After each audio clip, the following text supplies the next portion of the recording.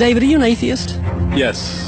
When did you become an atheist? Around age 12. Believing in God makes no sense. To me, it's the dumbest thing. It's for people that can't accept the fact that they're going to die and rot in the ground like I'm going to do, and it gives them some relief from that thought, because it's not the nicest thought in the world. Are you an atheist? Yes. Yes, I am. Yes. Yes. Yes, sir. Are you an atheist? I am. Yeah, I'm an atheist. Yes, I am. Alex, do you believe in God's existence? No, I do not. How long have you been an atheist? I would say probably since I was about 15 years old. So you don't believe in the existence of God?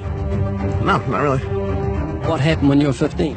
I started questioning things, and I really just started to think about the logic behind everything. For the most part, we are not shown the evidence for there being a higher power. If we were, I almost guarantee that almost every atheist would immediately agree to there being a higher power. Are you atheists? Yes.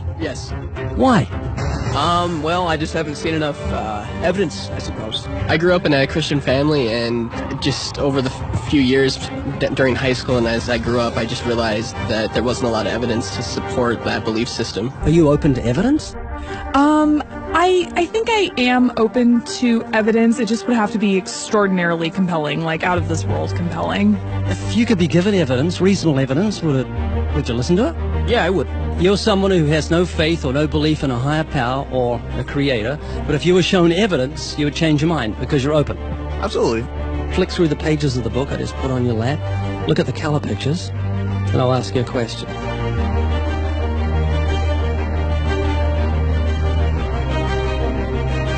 Do you believe that book could happen by accident, that nothing produced the color pictures in the book, that red, orange, yellow, green, blue, indigo, violet ink fell from the sky and formed itself into those beautiful pictures, and then black ink fell from the sky, or from nowhere, and formed itself into coherent words and sentences, capitals and periods and commas, making sense. Page numbers fell from the sky, all in order, and then it bound itself and formed itself into a cover with artwork, and there we have a book. Obviously, intelligent design designed the book. Wouldn't that be correct? Yeah. Can you see where I'm going with this? Yeah. Tell me, what is DNA? What is it? Deoxyribonucleic acid. And it's what makes up our bodies and our cells and everything that makes us who we are. DNA is like our biological code, kind of like binary zeros and ones. Information about us, who we are, what makes us us, parts of us, how we look, how we're built, everything like that. Your genes instructed your cells how to make your eyes and what color your eyes should be, and your hair and your height and your personality. Scientists call it the instruction book for life. Basically.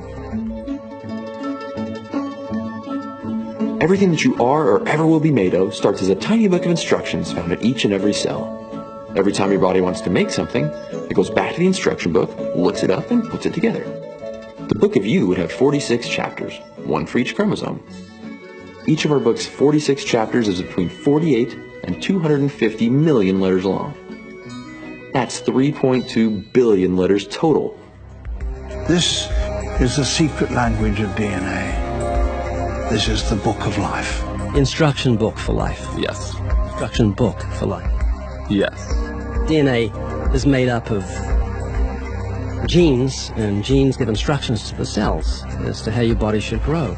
Did you know that those instructions, the instruction book of your DNA, just your DNA, was laid out end for end, would go to the sun and back a number of times? That book of instructions is so comprehensive. DNA is the genetic information encoded in the cell of every living thing that instructs our cells how to grow and how to function. It's our genes that determine whether our skin will be dark or light, have brown or blue eyes, or red or green or yellow, have red hair, be brunette or blonde, be tall or not so tall, or the color of our feathers if we're a bird. Whether we're humans, fish, animals, insects, or plant life, the way our bodies look and operate has all been pre-written in the amazing book of our DNA. What do you think of the mentality of someone who believes a book fell together without a bookmaker? Well, it would be crazy. Do you think a book could make itself? No, I don't. Of course not. No. Utterly impossible. Yes. If anything can happen by accident. I mean, from nothing. Couldn't happen, could it? I don't think so. It'd be impossible. It would be like saying an explosion caused everything that makes a 747 airplane to all just come together by accident without some intelligent thought behind it. That's a good point. Do you believe DNA happened by accident? No, I think that it developed over the course of many, many millennia of evolution and development.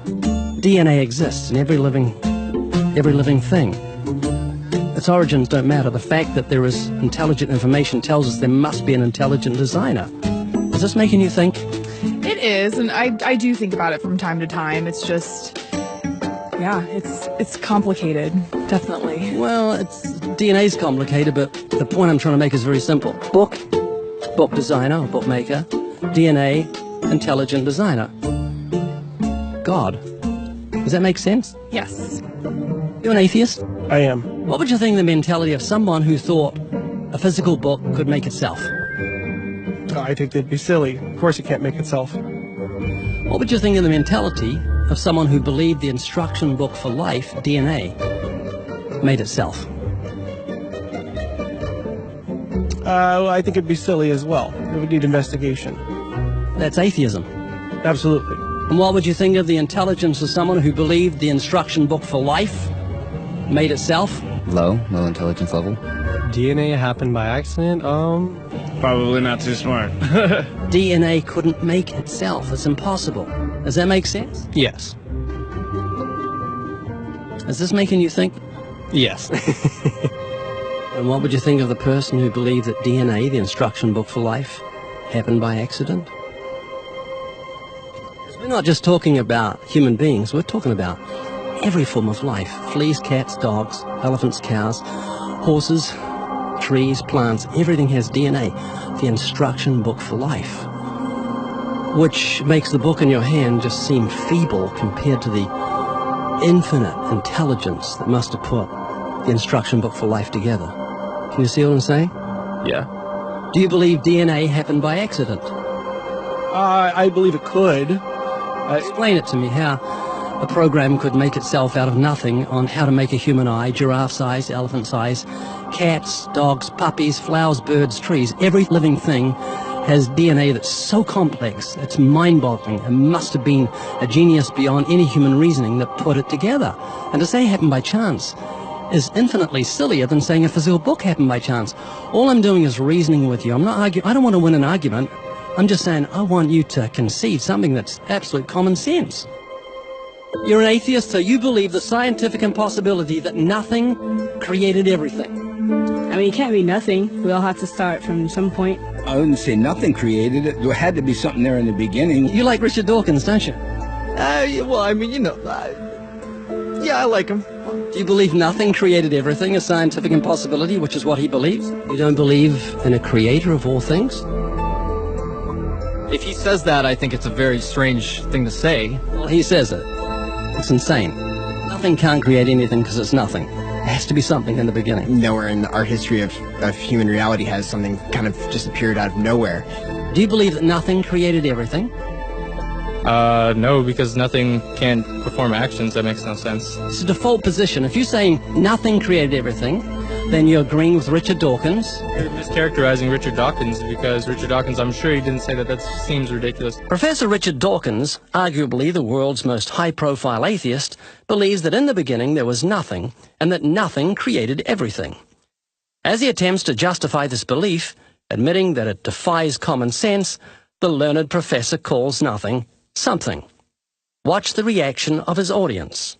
Of course it's counterintuitive that you can get something from nothing. Of course common sense doesn't allow you to get something from nothing. That's why it's interesting. It's got to be interesting in order to give rise to the universe at all. Something pretty mysterious had to give rise to the origin of the universe. Which is exactly what's meant by nothing, but whatever it is, it's very, very simple. And why is that funny? Well, I think it's a bit funny to be trying to define nothing.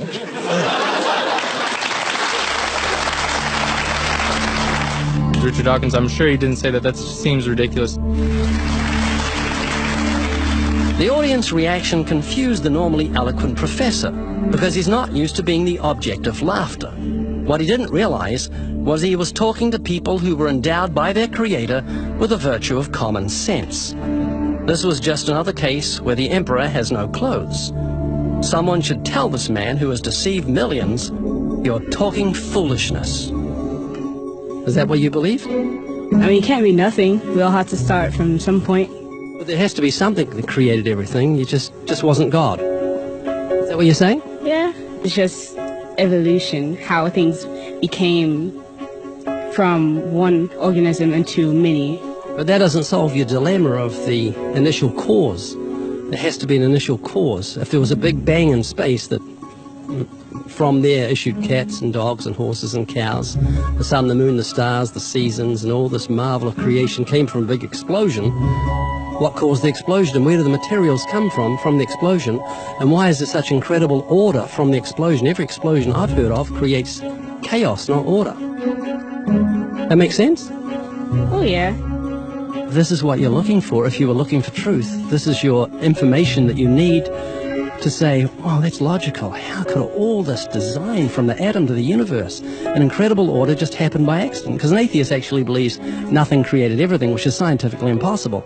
And I'm trying to say, Haley, I just want you to think. You're not just a blob of nothing that came from an explosion that created order, which is against nature.